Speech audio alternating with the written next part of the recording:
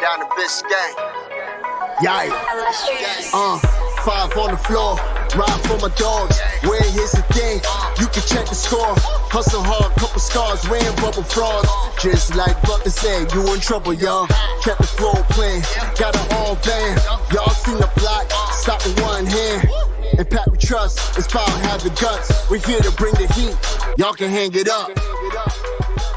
Welcome to 5 on the Floor, a daily insider show on the Miami Heat and the NBA, featuring Ethan Skolnick, Greg Sylvander, and Alex Toledo, plus others from the 5 Reasons Sports Network. Welcome back to 5 on the Floor. I'm your host, Greg Sylvander. Tonight's floor plan with me, Bryan Fonseca. We are going to dissect the Miami Heat's 115-104 victory over the Charlotte Hornets. This was a team they saw twice in a row. I got to check them out in Charlotte. Tonight it was in Miami. Miami takes care of business. There's plenty to get into in this game. So as I said, Bryan joins me. The floor plan is we're going to go through this matchup. This was a game that Miami, there's no excuses, even though that Miami is a team that is not whole. Neither is Charlotte, and Charlotte's not particularly good. So they had to get this victory at home, and they did.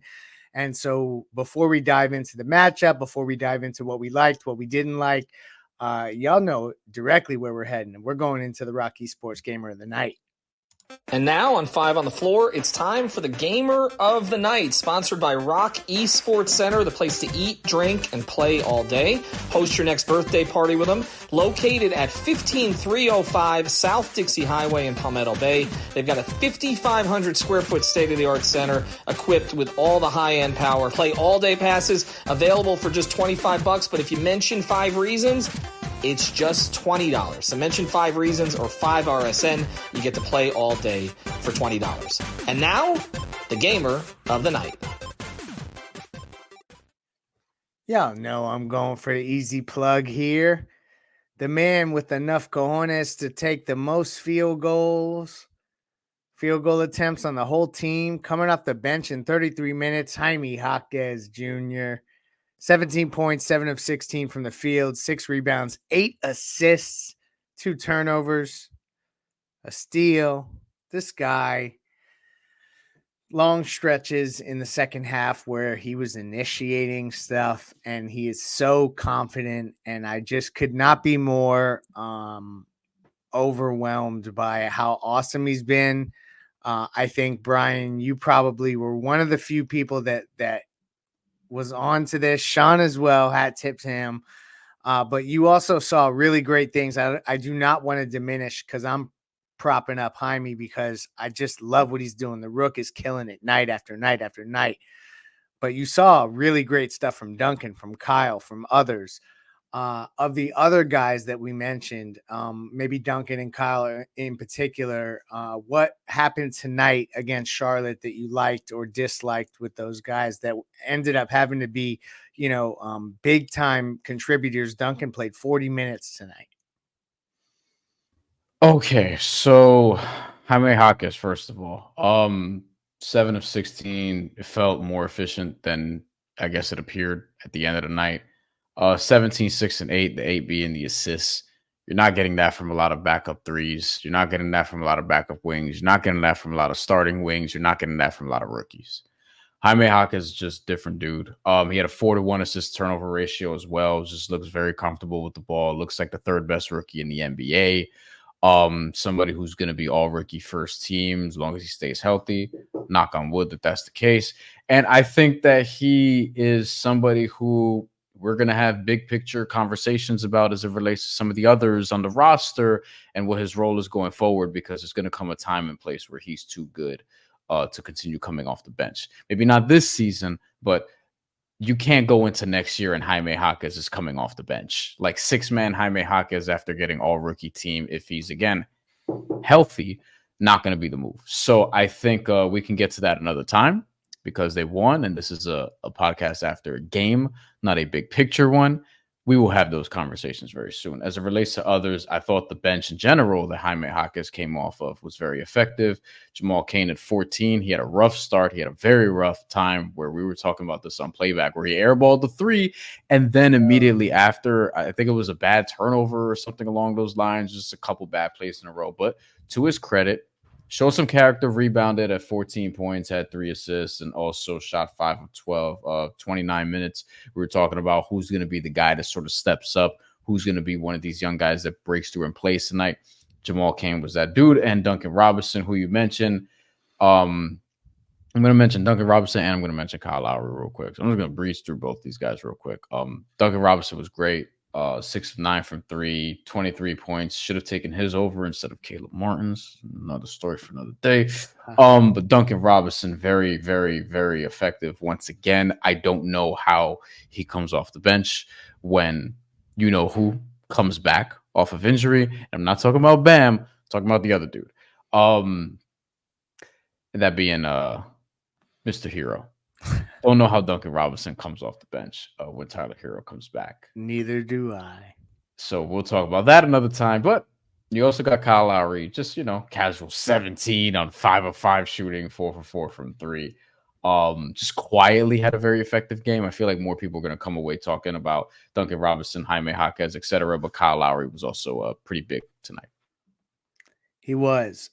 There was a lot to take away from this game. I mean, if you look at the fact that neither of these teams took care of the ball particularly well, it was really hurting Miami early in this game. And then as things went on, what Miami essentially started to do is just shoot the hell out of the ball, and they never stopped. They were in the 96th percentile per cleaning the glass tonight with the 3-point shooting. It was up over, it had to be 50% or more. From the corner 3, they were at 70%. That is huge for a Miami team. And so those are those key metrics. We also want to look at the shot distribution for these Heat lineups. They were 39% at the rim, 28% from mid-range, and then 34% or 33% of their field goal attempts came from 3. That's balance. Shout out to Sean Rochester. Whenever he can't be here, I'm getting his stat on the damn show. So that's the kind of balance that we're getting closer to. Love to see that. Kyle was productive tonight. They needed him to be productive because Caleb Martin did not shoot well. He did some of the other things, but the stuff that we saw up in Charlotte was not consistent with what we saw tonight. And you're right, Jamal Cain came through with a really big effort. And although it wasn't always efficient because he started out bad, he redeemed himself. That is character building. They need teams. They need guys to have their character built.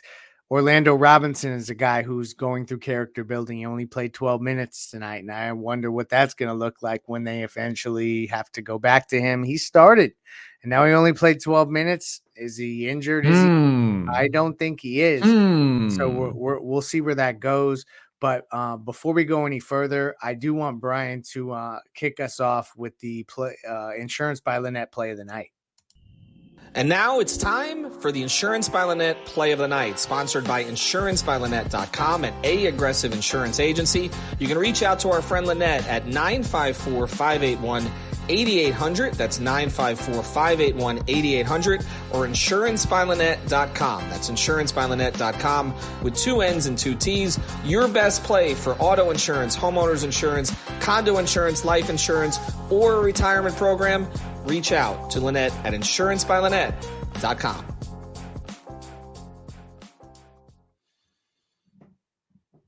So, yeah, the A-aggressive play of the night goes to none other than Thomas Bryant. Brian, take him through it.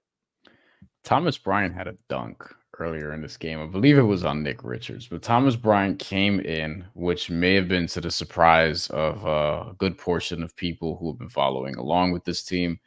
Thomas Bryant comes into the game for Orlando Robinson, and at some point in the second quarter, he goes on a little bit of a run. He gets a couple buckets, one of them being a 2-handed poster. Again, I think it was on Nick Richards. And who it was on is irrelevant to this conversation, though I'm pretty positive it was Nick Richards. Thomas Bryant is not dead. people, because people seem to think that Thomas Bryant is like, oh, he's washed. They got to get rid of him immediately, whatever. And I will remind people, said this on playback, said this on Floor Zeros, and I'm going to say it here on the big show, where Thomas Bryant's a backup center. No shit, right? Thomas Bryant's a backup center. He was signed on a veteran minimum contract. He's here on a 1+1. Will have a player option next year, so can come back if he wants to Miami. But he is a backup center. I don't know what people were expecting from signing Thomas Bryant, if they were anticipating that this was going to be Bam Jr. or that this was going to be all of a sudden, like, go find all the good backup NBA centers, like really legitimately good backup NBA centers. If there were a lot of them, they would be starting. And like, go tell me who is like the great backup center for any team in the NBA this year. Really, like I don't even think Nikola Jokic has one. They've been playing DeAndre Jordan at different points over the last couple seasons. You know what I mean? Like, so I think people need to lay off Thomas Bryant. He's good for what he is. And the reason he is there, and yes, I did use the play of the night to make this a larger conversation about Thomas Bryant in the center position. That's what we do here. Thomas Bryant, who's good tonight, 11 and 9 in 16 minutes, 5 of 7 shooting. That's what you want from your backup center in terms of production, right? Gave you good energy, really good energy. We're sort of feeding off of maybe the crowd and just the play in general. I thought the bench, again, was very strong, minus Kevin Love's shooting, but Kevin Love did some other productive things out there, like rebound. Thomas Bryant is on the roster, guaranteed for the rest of the season, and, well, contractually, his salary is guaranteed for the rest of the season. Orlando Robinson's is not. This is why Orlando Robinson needs to play now. He has $850K guaranteed. And on January 10th, your boy's birthday, by the way, and on January 10th, that will go up to, I believe, 1.8 million guaranteed. So basically, he'll be guaranteed for the full season, Greg. And in July, he becomes guaranteed, if he makes it to July, for next year, which is going to be like 2.5 million, basically the equivalent of whatever his minimum or near minimum is at that point. So the point of this is Orlando Robinson is playing ahead of Thomas Bryant, not because he's necessarily better, but because theoretically he has a higher ceiling. Thomas Bryant, you know what he is, for better or for worse.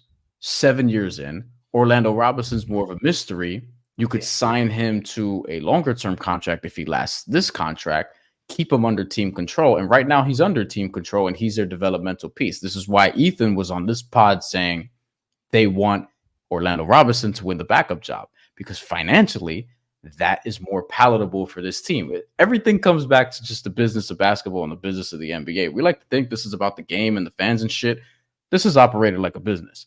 And Orlando Robinson has a month to basically prove himself.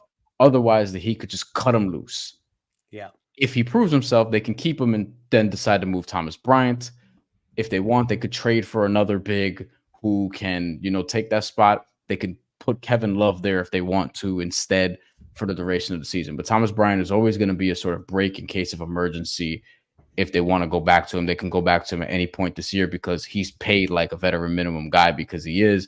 That means you can take him in and out of the rotation as you please, and no one's going to have a big issue with it. But Orlando Robinson needs to play right now. So this is what it is. And if he doesn't perform over the next month, they can move on if they so choose.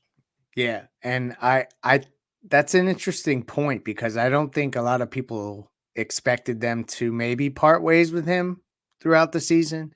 Like that maybe that decision was made before the season started when they kept him, when they had the guarantee date back then. But you're right. The only saving grace may be, despite however he plays, the fact that they're already rolling with one less on the roster.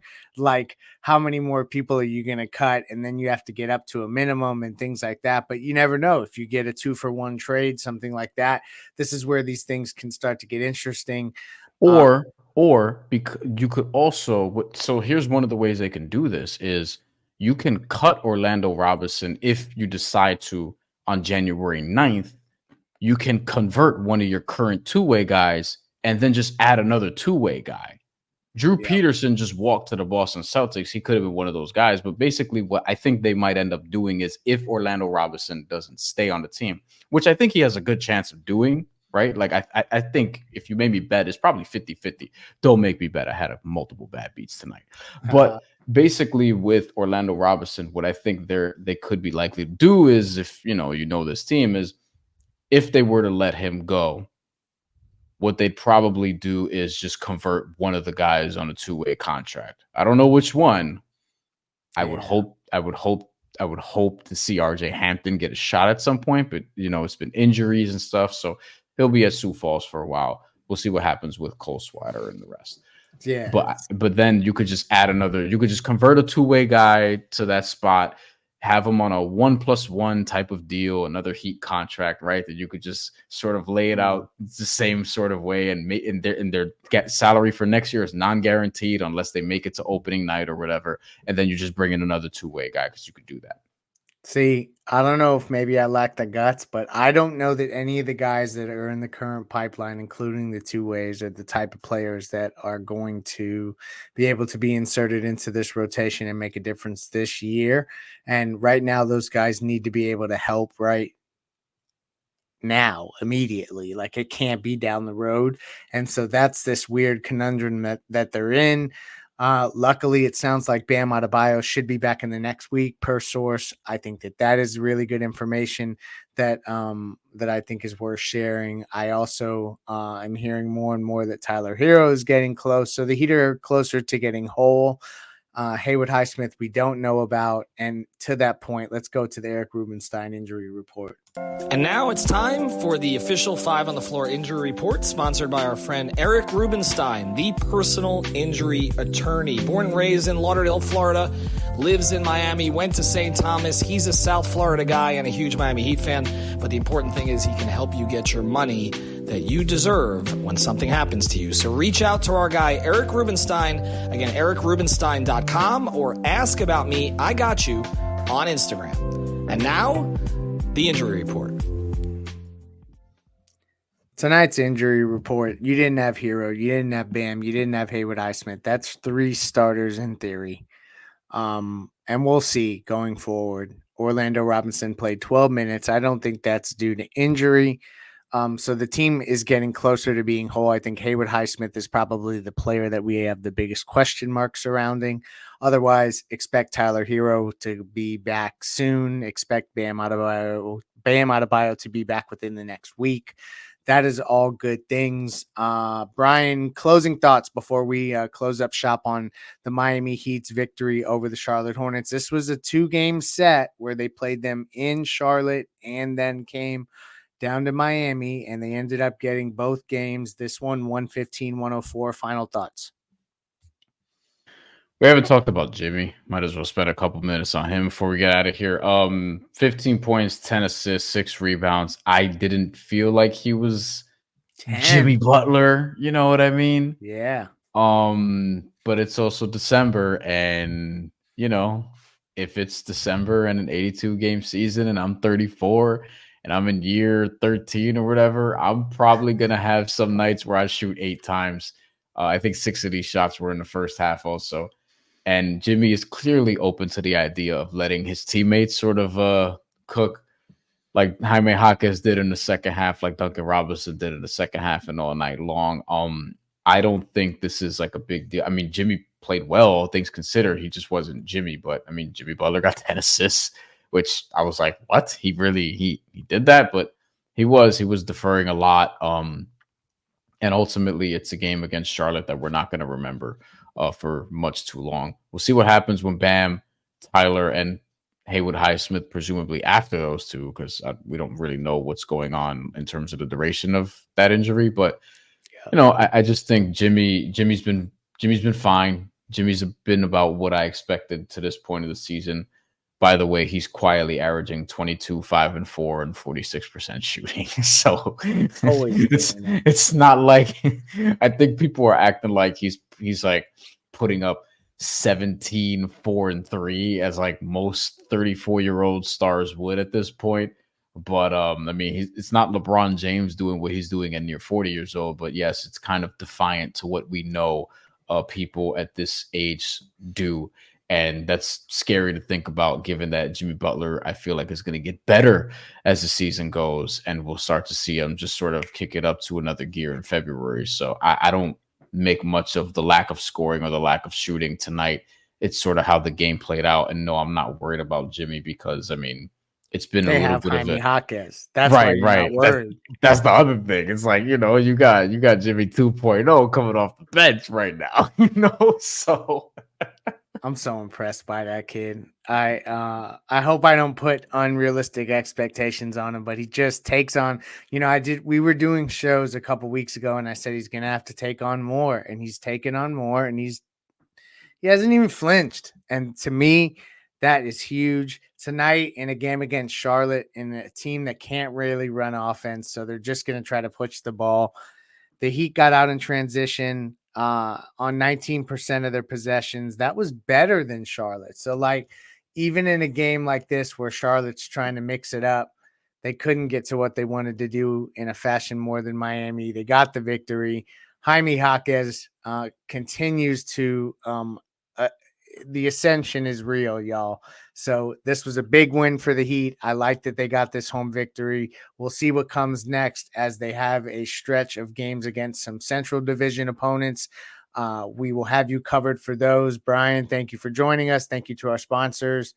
And we are out of here.